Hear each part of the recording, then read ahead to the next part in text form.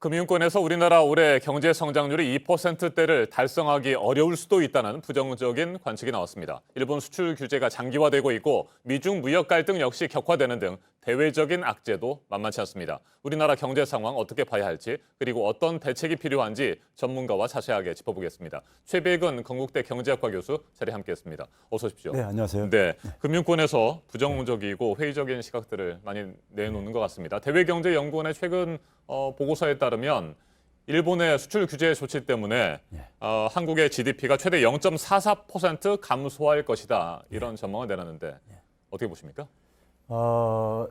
이런 추정 같은 경우는요. 네. 우리가 좀 이제 신중하게 좀 해석을 해야 되는 것이 이제 가정이 있습니다. 그러니까 이제 이 대경제정책연구원에서도 이제 반도체 생산이 한 10% 감소했을 경우를 이제 이렇게 가정을 해가지고 그것이 전후방 연관 산업들에 미치는 영향을 이렇게 추정을 한 걸로 알고 있습니다. 네. 알고 있는데 문제는 이제 그 가정이 현실화가 돼야 되는 것인데 그래야지만 이 추정이 이제 그나마 이제 그러니까는 좀 근거를 가질 수 있는 거겠죠. 그런데 지금 상황을 보게 되면요. 반도체 예를 들어서 D램 가격을 보게 되면은 지난해 대비해 가지고 한 64% 정도가 가격이 하락했어요. 네. 그 얘기는 뭐냐면 여전히 시장에 있어서 공급 과잉 상태라는 걸 의미를 하는 것이고요. 그리고 또 이제 삼성전자 같은 경우는 시장의 지배력을 유지하기 위해서 계속해서 반도체 공급량을 유지하겠다는 이런 입장을 지금 견지하고 있습니다. 네. 그 얘기는 그러니까 생산 이 물량의 타격이 굉장히 그러니까는 그 우리가 일반적으로 그러니까 전문가들이 예측하는 거에 비해 가지고 간단하게 단순하게 예측하는 것에 비해 가지고는 상당히 그러니까 공급 역량을 갖추고 있다고 이제 우리가 추정을 할 수 있을 것 같고요. 그랬을 때 만약에 예를 들어서 실제로 10% 만약에 감산이 만약에 이루어진다면요. D램 가격이 상당히 많이 회복될 수가 있습니다. 네. D램 가격이 회복되게 되면은 결국은 생산 물량이 적더라도 공급 물량이 적더라도 매출액은 증가할 수 있기 때문에 그래서 제가 볼 때는 좀 이제 이 추정하는 데 속에서 좀 신중하게 좀 해석을 해야 된다고 생각이 들고요. 그것보다는 저는 오히려 최근에 한국은행에서 그러니까는 올해 이제 성장률 전망치를 2.2%까지 내렸잖아요. 네. 내렸는데 그것도 여전히 저는 낙관적이라고 보고 있습니다. 아하. 예. 올해 이제 그러니까는 이 일본과의 어떤 갈등이 생기기 전까지도 일단 그 반도체 수출액의 감소로 인해 가지고 네. 생기는 충격을 보게 되면은 한 2% 정도 방어하면 굉장히 선방하는 거다. 저는 이렇게 개인적으로 계산이 나오더라고요. 근데 2.2%를 잡고 있는 것은 아마도 이제 추경 편성을 굉장히 이제 고려를 했을 것 같은데 뭐 추경 편성이 굉장히 결과적으로는 굉장히 국회 통과된 추경 규모를 보게 되면 굉장히 좀 실망스럽습니다. 뭐 예상보다도 그러니까 한 1조 한 1,300억 원 정도가 감액이 됐기 때문에요. 네. 그리고 거기다가 특히 저소득층에 해당되어지는 예산들이 많이 감액이 되어졌어요. 네. 저소득층 같은 경우에 지원이 굉장히 경제 성장률을 끌어올리는데 굉장히 기여를 하는데 그런 부분이 감액이 됐다는 점에서 굉장히 좀 유감스럽고요. 그래서 오히려 추경 규모가 굉장히 예상보다도 적다는 점에서 오히려 한국은행에서 예상한 성장률 전망치를 달성하기가 좀 힘들 것 같은 저는 이런 생각을 지울 수가 없습니다. 그러니까 2.2% 경제 성장률 달성은 좀 어려울 수가 있지만 그래도 2%는 넘어갈 것이다 이렇게 보시는 겁니까? 저는 뭐 2% 정도 방어를 하면은 선방하는 거라고 이 한일 간의 갈등이 생기기 전에도 그랬었어요. 그런 상태 속에서 지금 이제 그러니까는 이런 반도체라든가 그다음에 향후 이제 화이트리스트 배제의 어떤 효과로 인해 가지고 발생할 수 있는 것은 정확하게 예측하기는 힘들지만 아직 구체적인 조치들이 안 나오고 그렇기 때문에요. 반도체 같은 경우는 제가 볼 때는 그렇게 큰 충격은 없을 것 같습니다. 네. 그런데 지금까지 뭐 금융권에서 나온 추정이라든지 경제 관련 기관들의 보고서를 보면 말이죠. 지난 2일 일본의 화이트리스트 배제 결정에 따른 영향이라든지 피해 이런 것들은 반영이 되지 않았다면서요, 아직까지는. 그렇죠. 아직 실행이 안 됐으니까요. 네. 실행이 되는 걸 이제 그러니까 올해 이제 이번 달 말이나 돼야지만이 그 윤곽이 드러날 것이고요.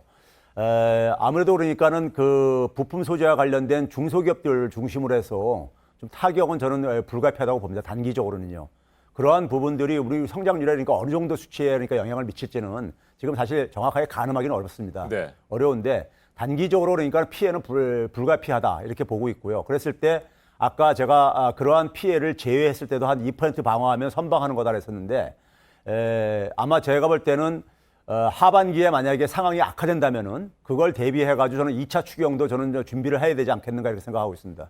네. 자, 우리 정부 일본에 대한 대응을 위해서 앞으로 5년 안에 100개 기업 정도 소재, 부품, 장비 업체를 글로벌 기업으로 성장시키겠다. 뭐 이런 목표를 세운 것 같습니다. 예. 이 뭐 실제적으로 달성 가능성이 있습니까? 이거는 뭐 달성 가능성을 떠나서요. 해야만 되는 과제입니다. 네. 이제는 뭐 그러니까 일본하고 그러니까 우리가 이 분쟁이 해결되더라도 어차피 부품 소재 국산화 작업이라는 것은 이제 발동이 걸렸다고 볼 수밖에 없는 것이고요. 또 그다음에 우리나라 이제 대기업들 같은 경우도 기본적으로 리스크를 최소화시키기 위해서는 더 이상 그러니까 일본에 대한 이 과잉 의존을 줄일 수밖에 없습니다. 그러면 결국은 이제 그러니까는 해외 이제 그러니까 조달처를 다변화시키는 것도 하나의 방법이지만은 국내 조달처를 다변화시키는 것도 불가피하거든요. 그런 점에서 대기업과 중소기업 간의 협력, 그다음에 정부의 지원이 맞물리게 된다면은 과거에 우리가 그러니까는 추진됐던 것에 비해 가지고는 네. 상당히 빠른 속도로 그러니까 쫓아갈 가능성은 저는 배제할 수 없다고 보고 있습니다. 네, 일본의 수출 규제 그리고 화이트리스트 배제, 뭐 우리 기업들의 피해가 많겠습니다만 일본 기업들도 뭐 타격을 받을 수 있다라고 하는 것이 지금 교수님의 입장이시잖아요. 그 예. 부분에 대해서 설명을 좀 해주십시오. 저는 그래서 이게 우리가 국내 전문가들이 지금 놓치고 있는 부분이요. 일본 경제가 굉장히 안 좋습니다.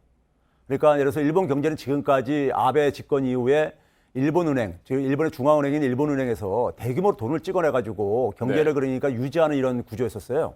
그런데 지난해 어떤 상황까지 벌어졌냐면요. 55조 엔을 일본은행에서 찍어냈는데 오히려 그러니까 소득은 GDP는 그러니까는 1141억 원이나 줄어들었어요. 그러니까 이제 그러니까 돈 찍어내가지고 소위 소득을 증가시키는 것이 한계에 도달하는 상태고요. 거기다가 지금 수출도 그러니까 급감을 하고 있습니다. 그러니까 여기다가 이제 우리가 이제 올 가을에 지금 소비세까지 만약에 올리게 되게 되면은 지금 민간 소비액이요 5년 전에 비해서 1,000억 원이 줄어들 정도입니다. 그러니까 일본 경제가 굉장히 지금 이렇게 여유가 없습니다. 여기다가 만약에 한국에 대해서 수출을 만약에 규제를 해가지고 수출을 제한을 하게 되면은 그것이 이제 또 돌아가가지고는 완제품이 일본에 그러니까 예를 들어서 전자산업에 미치는 영향이 굉장히 클 수밖에 없습니다. 네. 그러면 일본 같은 경우 제가 볼 때 마이너스 성장률을 배제할 수가 없어요. 올해 같은 경우에 만약에 그런 상황을 썼어요. 그러면 결국 일본 산업계라든가 일본 국민들이 상당히 그러니까 불만이 그러니까 폭발할 수가 있고요. 그래서 아베 정권이 이러한 조치를 저는 지속시키는데 굉장히 한계가 있다고 생각합니다. 알겠습니다. 한 가지만 더 여쭙겠습니다. 국내 경기 부양을 위해서 네. 4분기에 한국은행의 기준금리 인하가 다시 한번 이루어질 수 있다. 뭐 이런 전망들도 나오는데 어떻게 보십니까? 저는 뭐 금리 인하를 그러니까 하는 것은 배제할 수는 없는데 문제는 뭐냐면 그 효과입니다. 네. 저는 그런 방식보다는 오히려 그러니까 필요로 하는 분야들에 핀셋형으로 지원을 해주는 것이 훨씬 더 효과적이라고 보고 있고요. 그러니까 금리 인하도 그러니까는 심리를 그러니까 좀 더 완화시키는 데 하나의 도움은 되겠지만은 구체적으로 그러니까 필요로 하는 산업이라든가 필요로 하는 계층들한테 핀셋형으로 그러니까는 금융 지원이 그러니까 보다 더 필요하다고 생각합니다. 알겠습니다. 여기까지 듣겠습니다. 최백은 건국대 경제학과 교수였습니다. 말씀 잘 들었습니다. 감사합니다.